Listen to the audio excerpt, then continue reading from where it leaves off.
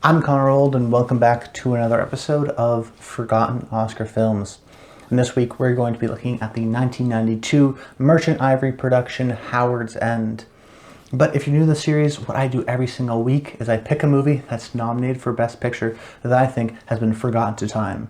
A movie that is less relevant, not as well appreciated or rewatched, and many times these are movies I hadn't even seen, which is sort of a good barometer as of if it's been forgotten or not. Have I actually decided to go back? Was it in the conversation enough for me to go and watch it because I think it's an important or culturally significant movie? And the show works in three parts. The first being some historical context, often breaking down the other nominees, the Oscars year of that time. Was this movie sort of a surprise nomination? Was this a consistent sort of potential winner? And why was it forgotten or not forgotten? Then oftentimes, like I said, I've been seeing these movies for the very first time, so it means I just want to do a little bit of a critical analysis, give a little bit of my thoughts on the movie in the middle of the portion of the video, and at the end we'll talk about the essential question as to why this movie has been forgotten. What sort of factors have sort of convoluted and created this sort of environment ultimately to create this movie to be more forgotten than some of the other nominees. But first, I want to mention that this is a bit of a sister episode to last week's episode, In the Name of the Father, because I wanted to cover sort of two historical movements that were very prevalent at the time that are less so today. So last week we talked all about the sort of Irish New Wave and the movies that were coming out during that time and all the great sort of new directors and Neil Jordan and Jim Sheridan, and then how that ultimately didn't pan out the same way people thought it would, and that led to some of those movies being more forgotten. Now we actually have one of those sort of seminal movies in The Crying Game, but I sort of covered all those points last week, so I wanted to cover another movie this week, and I wanted to cover a Merchant Ivory movie, because I feel like that's another sort of type of movie that very rarely gets made today, that sort of died off with the ending of that production company. And in 93 you had The Remains of the Day. This year you have Howard's End, 85, A Room with a View. So it was definitely a very critically acclaimed and particularly Oscar kind of a movie that we just don't see so nowadays, and trying to understand why it was popular at the time and maybe why it's sort of fallen out of favor. But before we really break down the Merchant Ivory career, let's just talk about some of the other nominees and why I ultimately didn't go with those movies and didn't cover them on the show. So the Best Picture winner was Unforgiven, which I think for a lot of people is the best revisionist Western, and for a lot of people it's maybe the best Western of all time. It's definitely in that canon that when you're having a sort of lengthy, decade-defining Western conversation, you see sort of the evolution of the genre from the sort of Hawksian kind of 50s to the Ford's 30s, even then Ford's into the Searchers 50s, kind of the evolution of the genre being very idealistic to being a little bit more grim and dark and cynical, and Unforgiven is definitely the peak of that, of course leveraging Clint Eastwood's star in and of itself. I actually covered the movie on a series I did in the past called Old on Old, where I saw it for the first time and broke it down, so check that out if you want to. But you know, I saw that movie as a classic movie. I think it still is a classic movie because it's the pinnacle of a genre. It won Best Picture. It's arguably Clint Eastwood's best movie, so there's so many things going for it. I think that movie is still well remembered. Of course, we also have A Few Good Men, which is classic Sorkin, Cruise, Nicholson, Rob Reiner movie.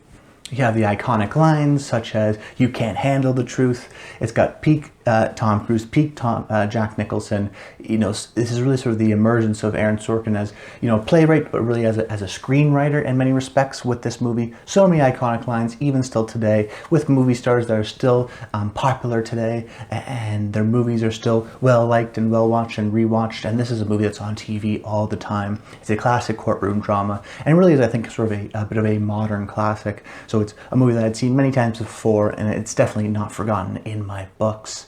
Then you also have Scent of a Woman, which is in part a really weird movie and a fun movie, and a movie I actually like, but also sort of a weird object of fascination.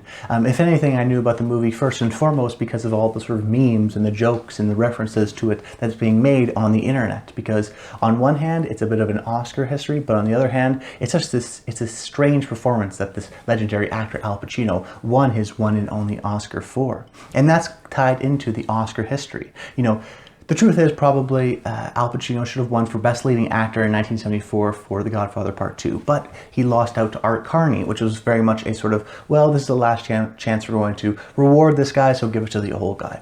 Then Al Pacino, you know, waited his time, 92, Scent of a Woman, he wins here, but then he beats out another young actor in Denzel Washington for Malcolm X. So then it's kind of like, oh, well, we should have given Al Pacino back in 74 and Denzel Washington here. And then you could even argue that, well, Denzel Washington, if he would have won for here, he wouldn't have won for 2001 for Training Day, in which maybe someone like Will Smith would have won. So there's all these sort of catalysts of movies of actors trying to get Oscars and then sort of getting snubbed and then spending the rest of their career trying to get those Oscars. I mean, we've gotten so many Will Smith movies of him trying to get an Oscar, even though he hasn't yet, even though maybe he should have for something like Ali. So it's an interesting kind of a butterfly effect in that sense. But regardless, I think Scent of a Woman is still a movie you do see on TV a lot. It is a movie, if anything, is memed a lot for the hoo-ahs and all the sort of weird Al Pacino mannerisms in it. But I think it's actually a pretty charming movie and a pretty solid Al Pacino performance with it. Also, a good courtroom drama too, very sort of heartwarming, very sentimental.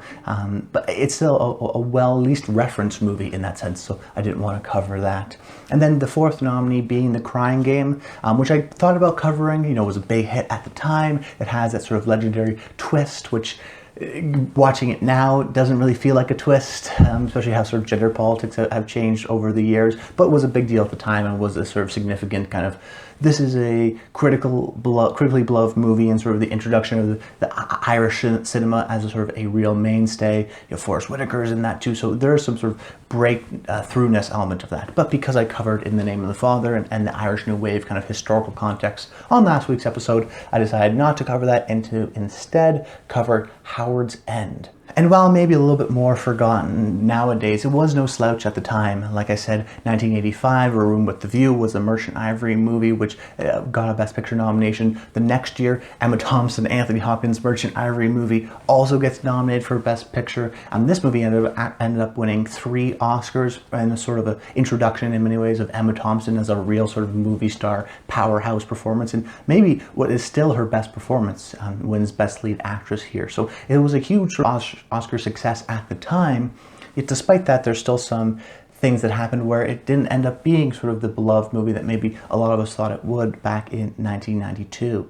But I keep on using this word, Merchant Ivory. Merchant Ivory, what does that mean? Well, Merchant Ivory was the name of the production company, and it was centered around 3 collaborators who often made movies together and had a huge amount of success making these sort of smaller budget but still lavish movies that did very well at the Oscars. And I think Howard's End is a sort of a perfect encapsulation of that. So the names come from Ismail Merchant, who's the producer on many of these films, James Ivory, who's the director, and then also a frequent collaborator, Ruth Jalvala, who's a screenwriter who won 2 Oscars.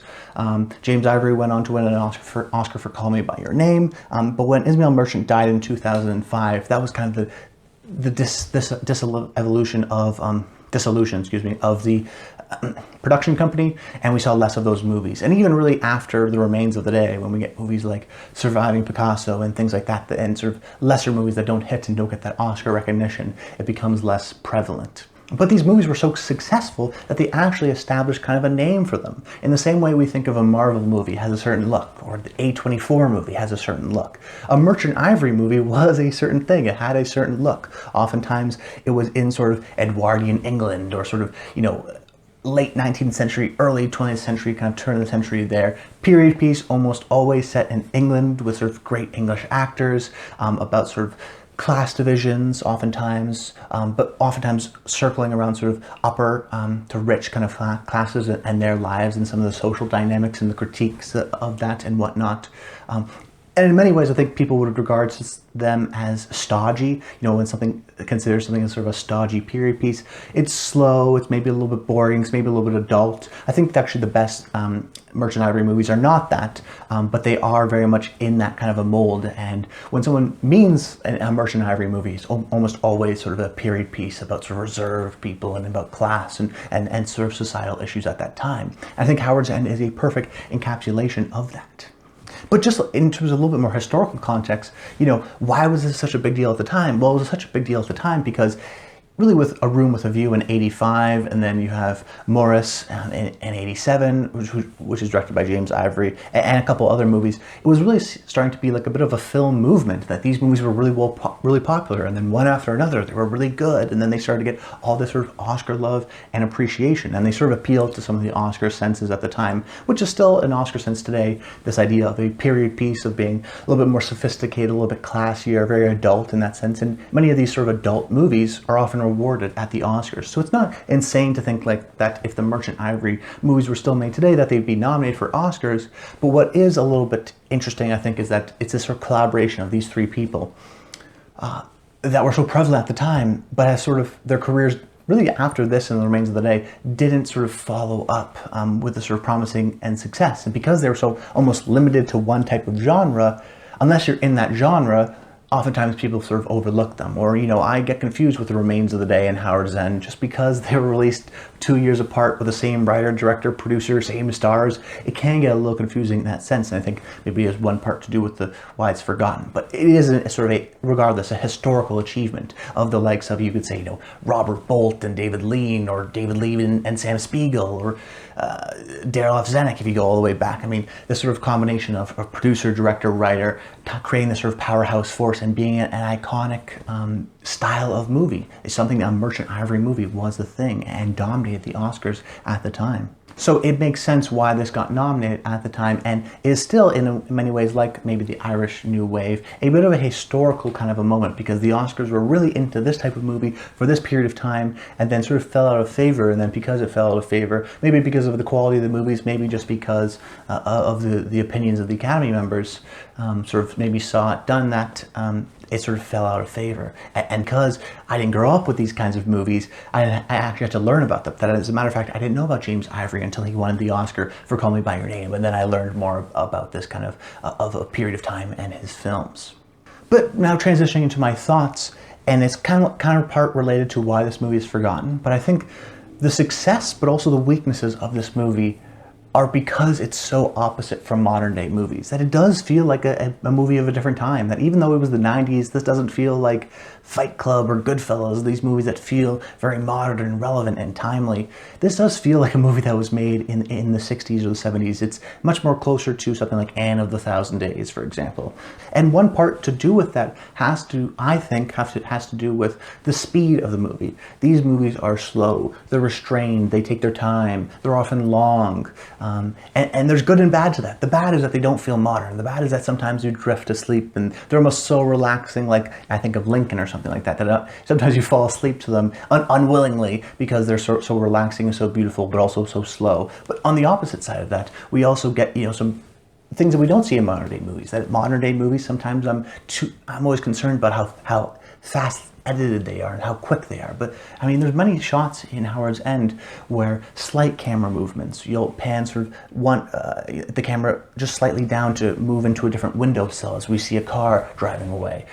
Oftentimes we'll just hold in a medium shot, and we'll have one character sort of over top of the other character, and sort of the blocking and things like that we saw. That's so great. And say a John Ford movie, we also see in these movies. The cinematography and really just the framing and the approach to the style of the movies is very picturesque. It definitely feels like Georges Seurat painting or something of that sort, in the sense that it's peaceful, it's calm, it's still, and everything's restrained. Now, you can do a lot with that. I mean, the sort of emotions that are bubbling over, the sort of societal complications and the rules that want to be broken to a modern day audience, that seem obvious to a modern day audience, but that weren't at the time, the sort of societal hierarchies and whatnot.